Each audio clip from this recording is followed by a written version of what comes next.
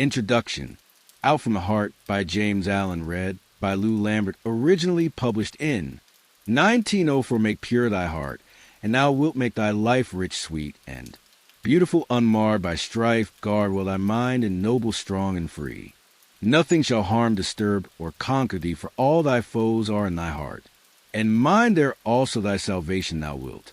Find forward Confucius said the perfecting of oneself is the fundamental base of all progress and all moral development, a maxim as profound and comprehensive as it is simple, practical, and uninvolved, for there is no surer way to knowledge, nor no better way to help the world than by perfecting oneself, nor is there any nobler work or higher science than that of self-perfection.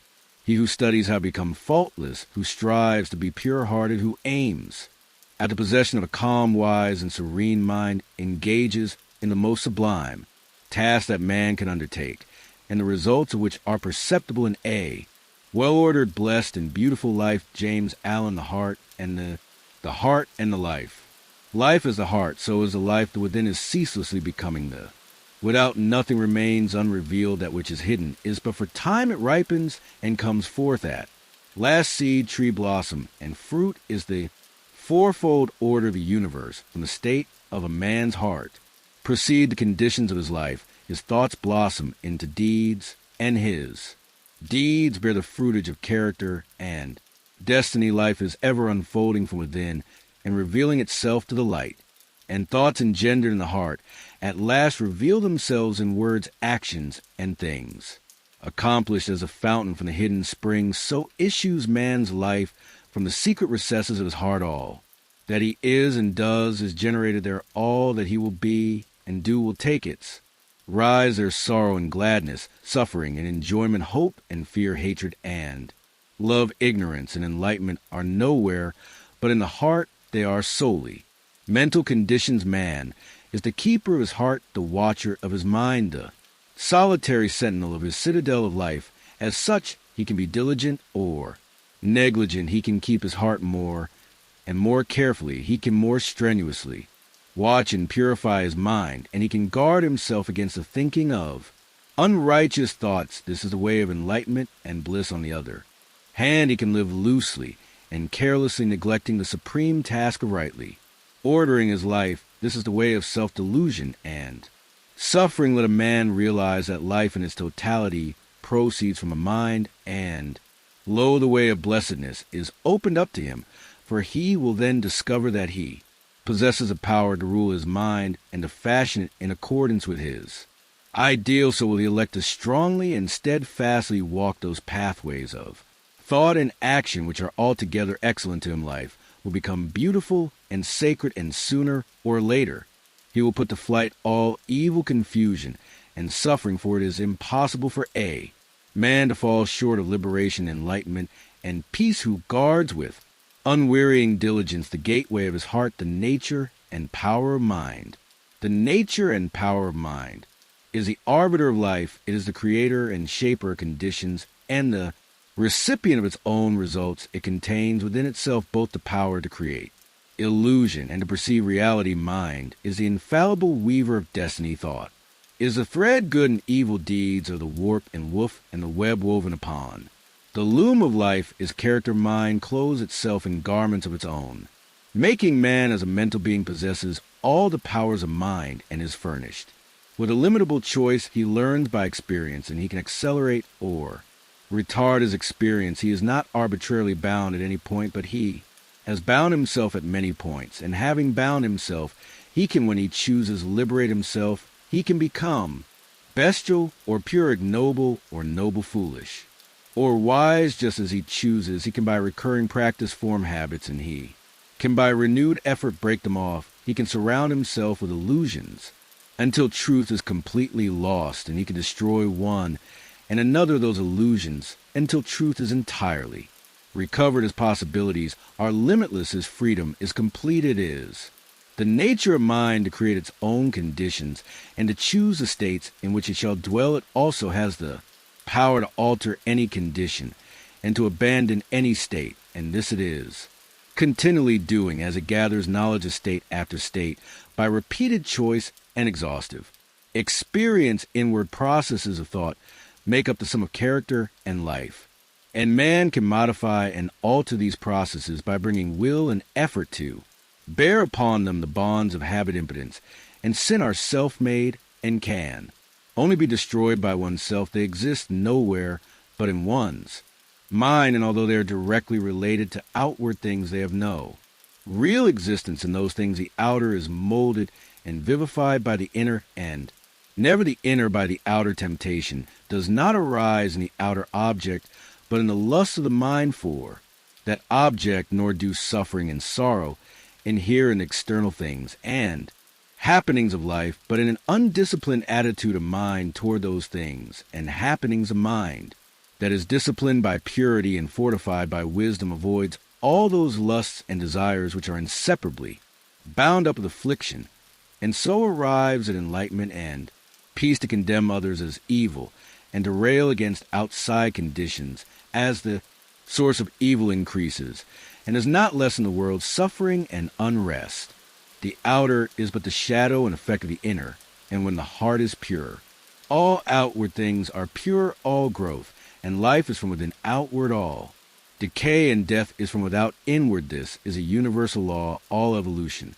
Proceeds from within, all adjustment must take place within he who ceases to strive against others and employs his powers in the transformation, regeneration, and development of his own mind, conserves his energies, and preserve himself, and as he succeeds in harmonizing his own mind, he leads others by consideration and charity into a like blessed state, for not by assuming authority and guidance over other minds is the way of enlightenment and peace discovered, but by exercising a lawful authority over one's own, and by guiding oneself in pathways of steadfast and lofty virtue. A man's life proceeds from his heart, his mind. He is compounded, that mind, by his own thoughts and deeds. It is in his power to refashion that mind by his choice of thought. He can therefore transform his life. Let us see how this is to be done. Formation of habit. Every formation of habit, established mental condition, is an acquired habit, and it has become such by continuous repetition of thought. Despondency and cheerfulness, anger and calmness, covetousness and generosity, indeed all states of mind, are habits built up by choice until they have become automatic. A thought constantly repeated at last becomes a fixed habit of the mind, and from such habits proceeds a life. It is the nature of the mind to acquire knowledge. By the repetition of it experiences a thought which it is very difficult at first to hold and to dwell upon. At last becomes, by constantly being held in the mind, a natural and habitual condition, just as a boy, when commencing to learn a trade, cannot even handle his tools aright, much less use them correctly, but after long repetition practice applies them with perfect ease and consummate skill. So a state of mind at first apparently impossible of realization is by perseverance and practice at last acquired and built into character as a natural and spontaneous condition, and this power of the mind to form and reform its habits, its conditions, is contained the basis of man's salvation, and the open door to perfect liberty by the mastery of self. For as man has the power to form harmful habits, so he has the same power to create habits that are essentially good. And here we come to a point which needs some elucidating, and which calls for deep and earnest thought on the part of my reader. It is commonly said to be easier to do wrong than right, to sin than to be holy. Such condition has come to be regarded almost universally as axiomatic, and no less a teaching than the Buddha has said bad deeds, and deeds hurtful to ourselves, are easy to do what is beneficial, and good that is very difficult to do. And as regards humanity, generally this is true, but it is only true as a passing experience, a fleeting factor in human evolution. It is not a fixed condition of things. It is not the nature of an eternal truth. It is easier for men to do wrong than right because of the prevalence of ignorance, because the true nature of things and the essence and meaning of life are not apprehended. When a child is learning to write, it is extremely easy for it to hold a pen wrongly and to form its letters incorrectly, but it is painfully difficult to hold the pen and to write properly, and this because of the child's ignorance of the art of writing, which can only be dispelled by persistent effort and practice until at last it becomes natural and easy to hold a pen properly and to write correctly, and difficult as well as altogether unnecessary to do the wrong thing it is. The same in the vital things of mind and life. To think and do rightly requires much practice and renewed effort, but the time at last comes when it becomes habitual and easy to think and do rightly and difficult, as it is then seen to be altogether unnecessary to do that, which is wrong, just as an artisan becomes by practice accomplished in his craft, so a man can become by practice accomplished in goodness. It is entirely a matter of forming new habits of thought, and he to whom right thoughts have become easy and natural and wrong thoughts and acts difficult to do has attained to the highest virtue, to purer spiritual knowledge. It is easy and natural for men to sin, because they have formed by incessant repetition harmful and unenlightened habits of thought. It is very difficult for the thief to refrain from stealing when opportunity occurs, because he has lived so long in covetous and avaricious thoughts, but such difficulty does not exist for the honest man who has lived so long in upright and honest thoughts, and has thereby become enlightened as to the wrong, folly, and fruitlessness of theft, that even the remotest idea of stealing does not enter his mind. The sin of theft is a very extreme one, and I have introduced it in order to more clearly illustrate the force and formation of habit. But all sins and virtues are formed in the same way. Anger and impatience are natural and easy to thousands of people, because they are constantly repeating the anger and impatient thought and act, and with each repetition a habit is more firmly established, and more deeply rooted calmness and patience can become habitual in the same way by first grasping through effort a calm and patient thought, and then continuously thinking it and living in it until use become second nature, and anger and impatience pass away forever. It is thus that every wrong thought may be expelled from the mind, thus that every untrue act may be destroyed, thus that every sin may be overcome. Doing and knowing, let a man, doing and knowing, realize that his life in its totality proceeds from his mind, and that mind is a combination of habits which he can by patient effort modify to any extent, and over which he can thus gain complete ascendancy and control, and he has at once obtained possession of the key which shall open the door to his complete emancipation, but emancipation from the ills of life, which are the ills of one's mind, is a matter of steady growth from within, and not a sudden acquisition from without. Hourly and daily must the mind be trained to think stainless thoughts, and to adopt right and dispassionate attitudes under those circumstances in which it is prone to fall into wrong and passion. Like the patient sculptor upon his marble, the aspirant to the right life must gradually work upon the crude material of his mind until he has wrought out of it the ideal of his holiest dreams. In working toward such supreme accomplishment, it is necessary to commence at the lowest and easiest steps and proceed by natural and progressive stages to the higher and more difficult. This law of growth, progress, evolution, unfoldment by gradual and ever-ascending stages is absolute in every department of life and in every human accomplishment, and where it is ignored, total failure will result in acquiring learning, in learning a trade, or in pursuing a business. This law is fully recognized and minutely obeyed by all, but in acquiring virtue and learning truth, and in pursuing the right conduct and knowledge of life, it is unrecognized and disobeyed by nearly all. Hence virtue, truth, and the perfect life remain unpracticed, unacquainted with, and unknown. It is common error to suppose that the higher life is a matter of reading and the adoption of theological or metaphysical hypothesis, and that spiritual principles can be apprehended by this method. The higher life is a higher living in thought, word, and deed, and the knowledge of those spiritual principles which are immanent in man and in the universe can only be acquired after long discipline in the pursuit and practice of virtue. The lesser must be thoroughly grasped and understood before the greater can be known and practiced. always precedes real knowledge the schoolmaster never attempts to teach.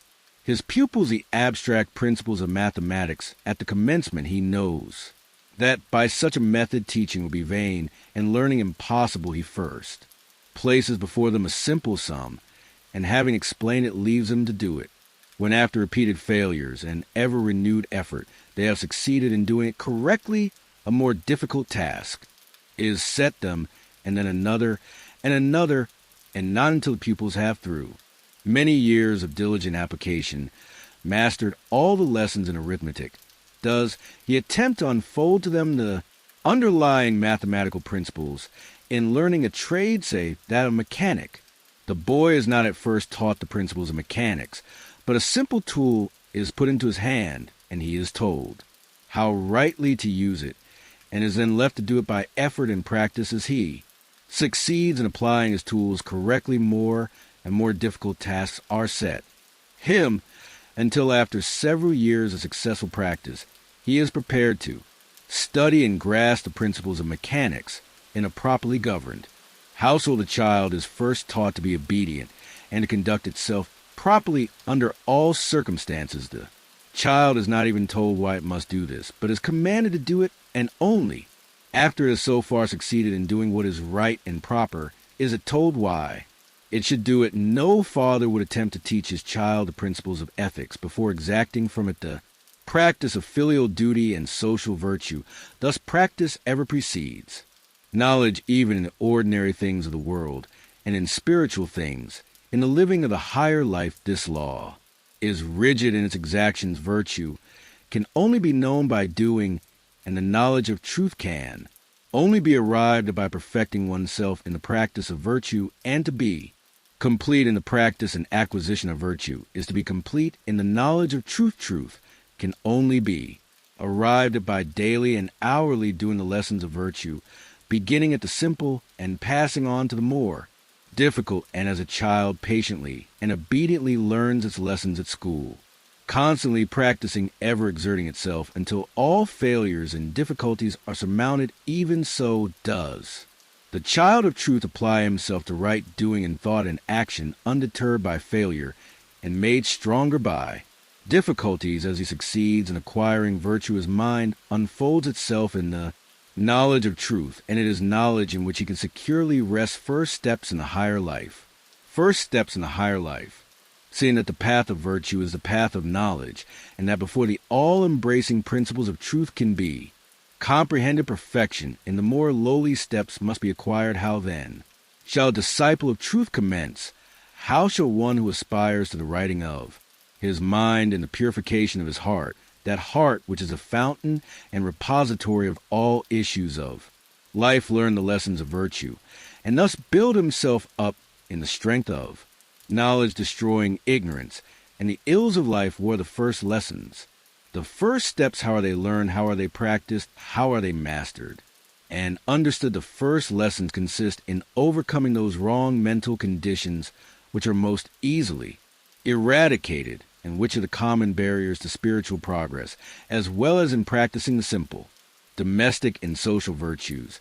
And the reader will be better aided if I group and classify the first 10 steps in 3 lessons as follows: vices to be overcome and eradicated vices of the body. First lesson, discipline of the body. Step 1, indolence. Step 2, self-indulgence, vices of the tongue. Second lesson, discipline of speech. Step 1, slander. Step 2, gossip and idle conversation. Step 3, abusive and unkind speech. Step 4, levity or irreverent speech. Step 5, captious or fault finding speech. Virtues to be practiced and acquired. Third lesson, discipline of inclination. Step 1, unselfish performance of duty. Step 2, unswerving rectitude. Step 3, unlimited forgiveness. The 2 vices of the body and 5 of the tongue are so called because they are manifested in the body and tongue, and also because by so definitely classifying them, the mind of the reader will be the better help. But it must be clearly understood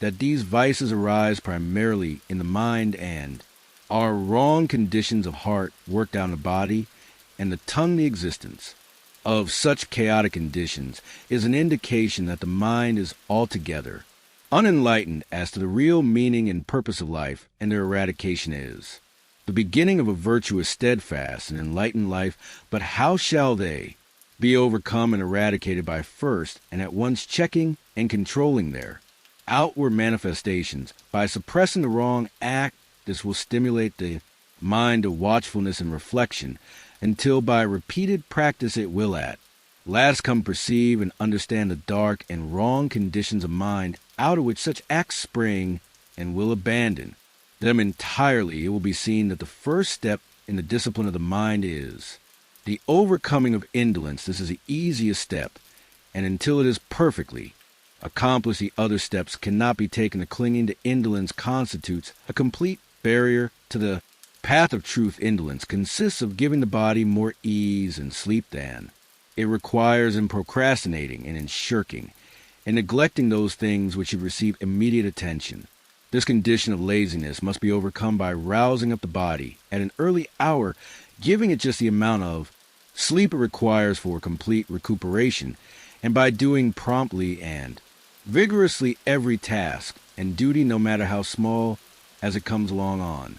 No account should food or drink be taken in bed, and to lie in bed after one has awakened, indulging in ease and in reverie, is a habit fatal to promptness and resolution of character and purity of mind, nor should one attempt to do his thinking at such a time strong, pure, and true thinking is impossible under such circumstances. A man should go to bed to sleep, not to think. He should get up to think and work, not to sleep. The next step is the overcoming of self-indulgence or gluttony. The glutton is he who eats for animal gratification, only without considering the true end and object in eating, who eats more than his body requires, and is greedy after sweet things and rich dishes. Such undisciplined desire can only be overcome by reducing the quantity of food eaten and the number of meals per day, and by resorting to a simple and uninvolved dietary. Regular hours should be set apart for meals, and eating at other times should be rigidly avoided. Supper should be abolished, as they are altogether unnecessary, and conduce to heavy sleep and cloudiness of mind. The pursuit of such a method of discipline will rapidly bring the hitherto ungoverned appetite under control, and as the sensual sin of self-indulgence is taken out of the mind, the right selection of food will be instinctively and infallibly adapted to the purified mental condition. It should be well borne in mind that change of heart is the needful thing, and that any change of diet which does not subserve this end is futile. Whilst one eats for enjoyment, he is gluttonous. The heart must be purified of sensual craving and gustatory lust when the body is well controlled and firmly guided, when that which is to be done is done vigorously, when no task or duty is delayed, when early rising has become a delight, when frugality, temperance, and abstinence are firmly established, when one is contented with the food which is put before him, no matter how scanty and plain, and the craving for gustatory pleasure is at end. And then are the first two steps in the higher life accomplished. Then is the first great lesson in truth learned. Thus is established in the heart the foundation of a poised, self-governed, virtuous life. The next lesson is the lesson of virtuous speech, in which are 5 orderly steps. The first step is the overcoming of slander. Slander consists in inventing or repeating evil reports about others, and exposing and magnifying the faults of others or of absent friends, and introducing unworthy insinuations. The elements of thoughtlessness, cruelty, insincerity, and untruthfulness enter into every slanderous act. He who aims at the living of the right life will commence to check the cruel word of slander before it is gone from his lips, and will then check and eliminate the insincere thought which gave rise to it. He will watch himself that he does not vilify any, and will refrain from disparaging and condemning the absent friend whose face he has so recently kissed, whose hand he has shaken, or into whose face he has smiled. He will not say of another that which he dare not say to him, thus coming at last to think sacredly of the character and reputation of others. He will destroy those wrong conditions of mind which gave rise to slander. The next step is the overcoming of gossip and idle conversation. Idle speech consists in talking about the private affairs of others, in talking merely to pass away the time, and engaging in aimless and irrelevant conversation. Such an ungoverned condition of speech is the outcome of an ill-regulated mind of man. A virtue will bridle his tongue, and thus learn how to rightly govern the mind. He will not let his tongue run idly and foolishly, but will make his speech strong and pure, and will either talk with a purpose or remain silent. Abusive and unkind speech is the next vice to be. Overcome the man who abuses and accuses others has himself wandered far from the right way. To hurl hard words and names at others is to sink deeply into folly. When a man is inclined to abuse and condemn others, let him restrain his tongue, and looking upon himself, the virtuous man refrains from abuse and quarreling, and employs only words that are useful, necessary, pure, and true. The next step is the overcoming of levity or irreverent speech, light and frivolous talking, the repeating of coarse jokes, the telling of vulgar stories, having no other purpose than to raise an empty, laugh offensive familiarity, and the employment of contemptuous and irreverent terms when speaking to or of others, and particularly of one's elders and those who rank as one's teachers, guardians, or superiors. All this will be put away by the love of virtue and truth upon the altar of irreverence. Absent friends and companions are insulted for the passing excitement of a momentary laugh, and all the sanctity of life is sacrificed to the zest of ridicule, when respect towards others and the giving of reverence where reverence is due are abandoned. Virtue is abandoned when modesty, gravity, and dignity are eliminated from speech and behavior. Truth is lost, yet even its entrance gate is hidden away and forgotten. Irreverence is degrading even in the young, but when it accompanies gray hairs and appears in the demeanor of the preacher, this is indeed a piteous spectacle. And when this can be imitated and followed after, then are the blind leading the blind. Then have elders and preachers and people lost their way. The virtuous man will be of grave and reverent speech. He will think and speak of the absent as he thinks and speaks of the dead tenderly and sacredly. He will put away thoughtlessness and watch that he does not sacrifice his dignity to gratify a passing impulse to lightness and frivolity.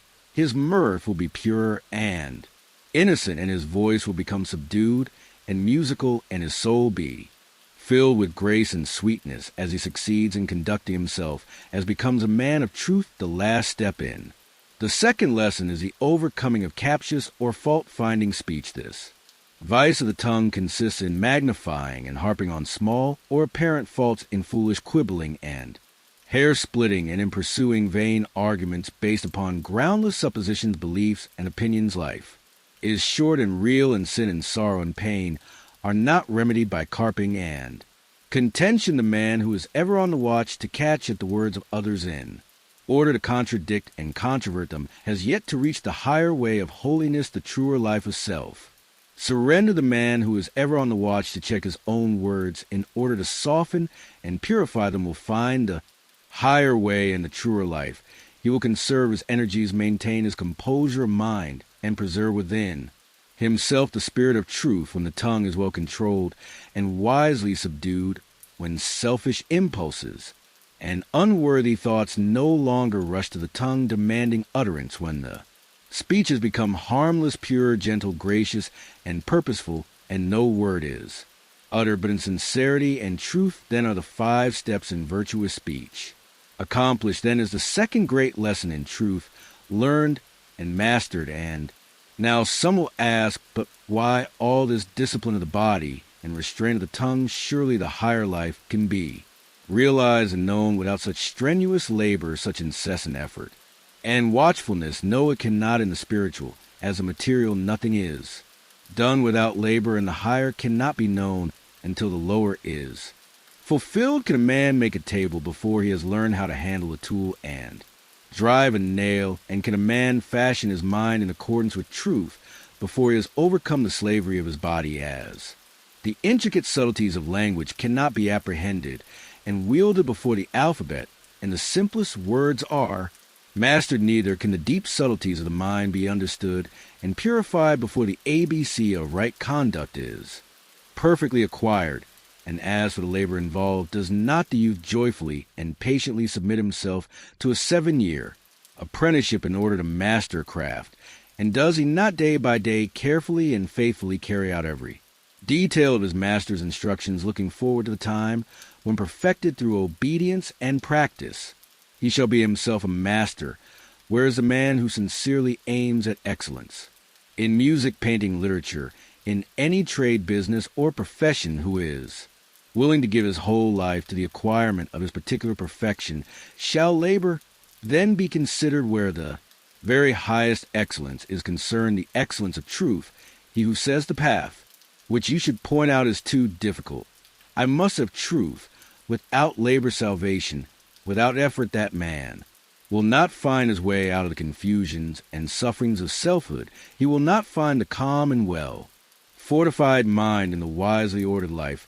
His love is for ease and enjoyment, and not for truth. He who deep in his heart adores truth and aspires to know it will consider no labor too great to be undertaken, but will adopt it joyfully and pursue it patiently, and by perseverance and practice he will come to the knowledge of truth and necessity.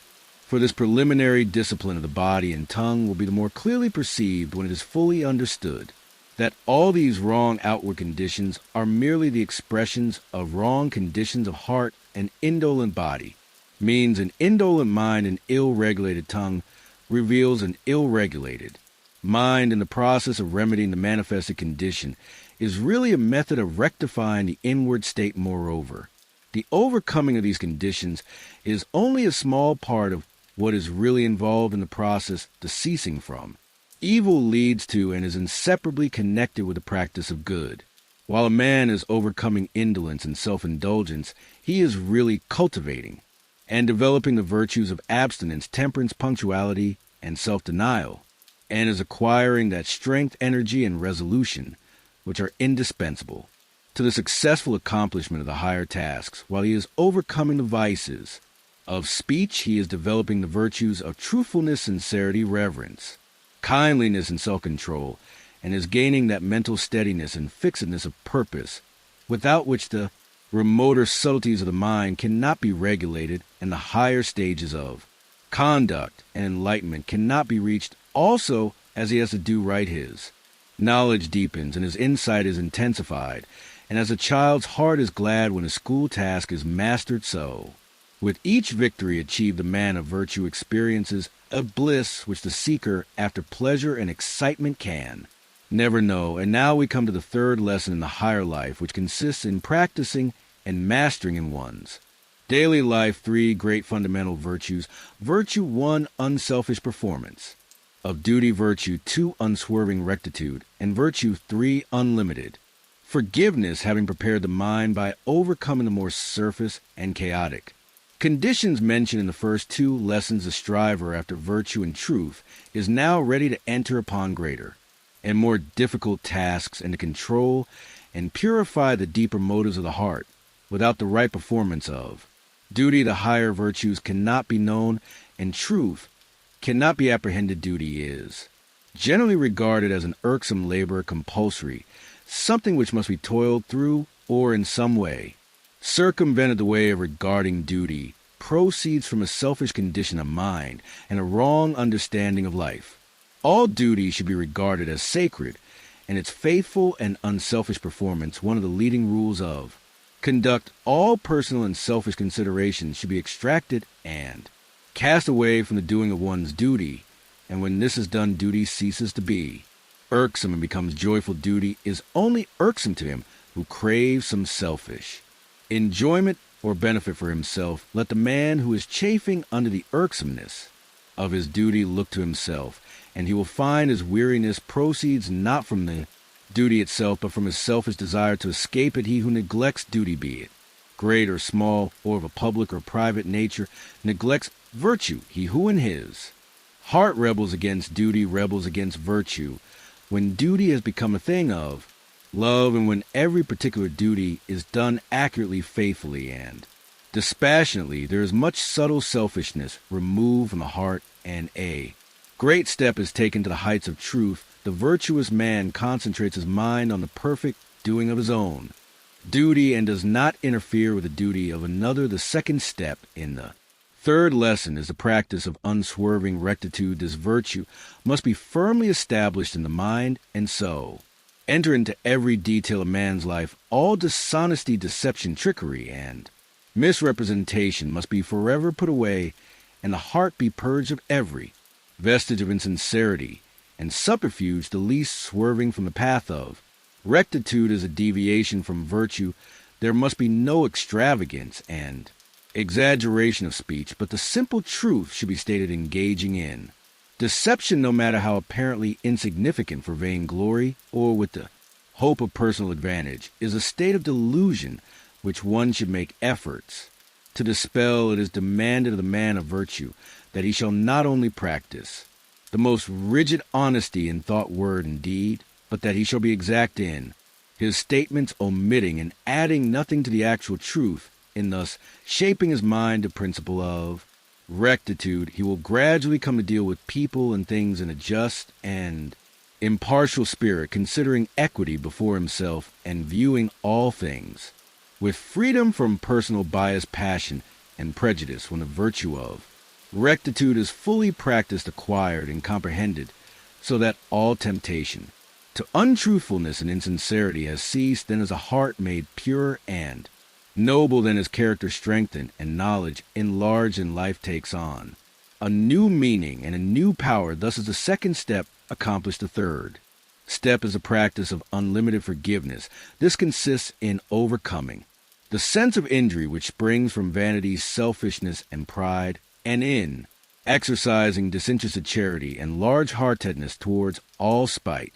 Retaliation and revenge are so utterly ignoble and so small and foolish as to be altogether unworthy of being noticed, or harbor no one who fosters such conditions in his heart can lift himself above folly and suffering, and guide his life aright only by casting them away, and ceasing to be moved by them. Can a man's eyes be opened to the true way in life only by developing a forgiving and charitable spirit? Can he hope to approach and perceive the strength and beauty of a well-ordered life in the heart of the strong and virtuous man? No feeling of personal injury can arise. He has put away all retaliation and has no enemies, and if men should constitute themselves as enemies, he will regard them kindly, understanding their ignorance and making full allowance for it. When this state of heart is arrived at, then is the third step in the discipline of one's self-seeking inclinations accomplished. Then is the third great lesson in virtue and knowledge learned and mastered. Having thus laid down the first 10 steps and 3 lessons in right doing and right knowing, I leave those of my readers who are prepared for them to learn and master them in their everyday life.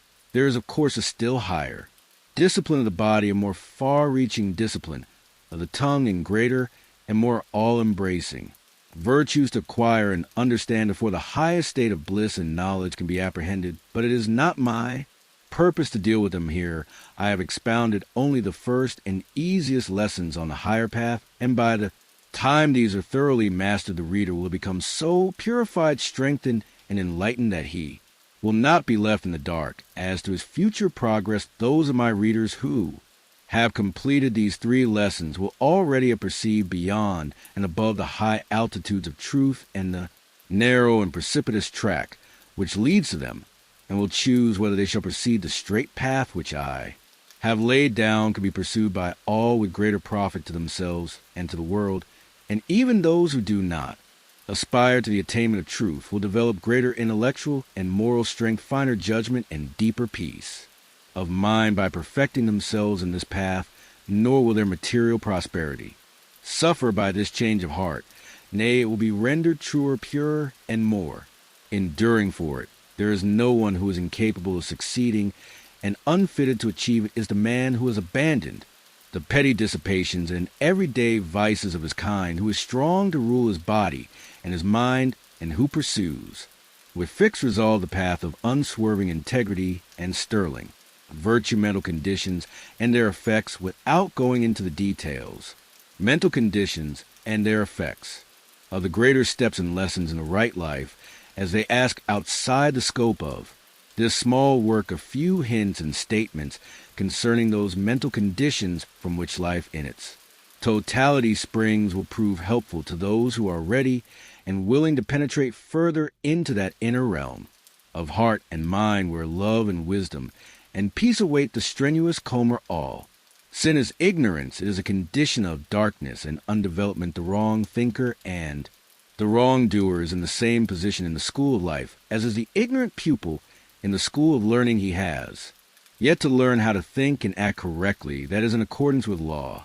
The pupil in learning is not happy so long as he does his lessons wrongly, and unhappiness cannot be escaped while sin remains unconquered. Life is a series of lessons. Some are diligent in learning them, and they become pure, wise, and altogether happy. Others are negligent and do not apply themselves, and they remain impure, foolish, and unhappy. Every form of unhappiness springs from a wrong condition of mind. Happiness inheres in right conditions of mind. Happiness is mental harmony. Unhappiness is mental inharmony. While a man lives in wrong conditions of mind, he will live a wrong life and will suffer continually. Suffering is rooted in error. Bliss inheres in enlightenment. There is salvation for man only in destruction of his own ignorance, error, and self-delusion. Where there are wrong conditions of mind, there is bondage and unrest. Where there are right conditions of mind, there is freedom and peace. Here are some of the leading wrong mental conditions and their disastrous effects upon the life. Wrong mental conditions: hatred, which leads to injury, violence, disaster, and suffering; lust, which leads to confusion of intellect, remorse, shame, and wretchedness; covetousness, which leads to fear, unrest, unhappiness, and lost; pride, which leads to disappointment, chagrin; lack of self-knowledge, vanity, which leads to distress and mortification of spirit; condemnation, which leads to persecution, hatred from others; ill will, which leads to failures and trouble; self-indulgence, which leads to misery; loss of judgment, grossness, disease, and neglect; anger, which leads to loss of power and influence; desire or self-slavery, which leads to grief; folly, sorrow, uncertainty, and loneliness. The above wrong conditions of mind are merely negations. They are states of darkness and deprivation, and not of positive power. Evil is not a power. It is ignorance and misuse of good. The hater is he who has failed to do the lessons of love correctly, and he suffers in consequence when he succeeds in doing it rightly. The hatred will have disappeared, and he will see and understand the darkness and impotence of hatred. It is so with every wrong condition. The following are some of the more important right mental conditions and their beneficent effect upon the life. Right mental conditions: love, which leads to gentle conditions; bliss and blessedness, purity, which leads to intellectual clearness; joy, invincible; confidence, selflessness, which leads to courage, satisfaction, happiness; and plenty, humility, which leads to calmness, restfulness; knowledge of truth, meekness, which leads to equipoise, contentment under all circumstances; compassion, which leads to protection; love and reverence for others; goodwill, which leads to gladness and success; self-control, which leads to peace of mind; true judgment, refinement, health, and honor; patience, which leads to mental power; far-reaching influence; self-conquest, which leads to enlightenment, wisdom, insight, and profound peace. The above right conditions of mind are states of positive power, of light, of joyful possession, and of knowledge. The good man knows he has learned to do his lessons correctly, and thereby understands the exact proportions which make up the sum of life. He is enlightened and knows good and evil. He is supremely happy, doing only that which is divinely right. The man who is involved in the wrong conditions of mind does not know he is ignorant of good and evil, of himself, of the inward causes which make his life. He is unhappy and believes other people are entirely the cause of his unhappiness. He works blindly and lives in darkness, seeing no central purpose in existence and no orderly and lawful sequence in the course of things. He who aspires to the attainment of the higher life and its completion, who would perceive with unveiled vision the true order of things and the meaning of life, let him abandon all the wrong conditions of heart and persevere unceasingly in the practice of the good. If he suffers or doubts or is unhappy, let him search Within until he finds the cause, and having found it, let him cast it away, let him so guard and purify his heart, that every day less of evil and more good shall issue therefrom, so will he daily become stronger, nobler, wiser. So will his blessedness increase, and the light of truth growing ever brighter and brighter within him will dispel all gloom and illuminate his pathway. Exhortation, disciples of truth, lovers of exhortation, virtue seekers of wisdom, ye also who are sorrow-stricken, knowing the emptiness of the self-life, and who aspire to life that is supremely beautiful and serenely glad, take now yourselves in hand, enter the door of discipline, and know the better life. Put away self-delusion, behold yourself as you are, and see the path of virtue as it is. There is no lazy way to truth. He who would stand upon the mountain summit must strenuously climb, and must rest only to gather strength, but the climbing is less glorious than the cloudless summit it is. Still glorious discipline in itself is beautiful, and the end of discipline is sweet. Rise early and meditate. Begin each day with a conquered body and a mind fortified against error and weakness. Temptation will never be overcome by unprepared fighting. The mind must be armed and arrayed in the silent hour. It must be trained to perceive, to know, to understand sin and temptation. Disappear when right understanding is developed. Right understanding is reached through unabated discipline. Truth cannot be reached but through discipline. Patience will increase by effort and practice, and patience will make discipline beautiful. Discipline is irksome to the impatient man and the self-lover, so he avoids it and continues to live loosely and confusedly. Discipline is not irksome to the truth lover, and he will find the infinite patience which can wait and work and overcome as the joy of the gardener who sees his flowers develop day by day. So is the joy of the man of discipline who sees the divine flowers of purity, wisdom, compassion, and love grow up in his heart. The loose liver cannot escape sorrow and pain. The undisciplined mind falls weak and helpless before the fierce onslaught of passion. Array well your mind, and lover of truth, be watchful, thoughtful, resolute. Your salvation is at hand. Your readiness and effort are all that are needed. If you should fail 10 times, do not be disheartened. If you should fail 100 times, rise up and pursue your way. If you should fail 1,000 times, do not despair. When the right path is entered, success is sure. The path is not utterly abandoned. First strife, and then victory. First labor, and then rest. First weakness, and then strength. In the beginning the lower life and the glare and confusion of battle, and at the end the life beautiful, the silence and the peace. The end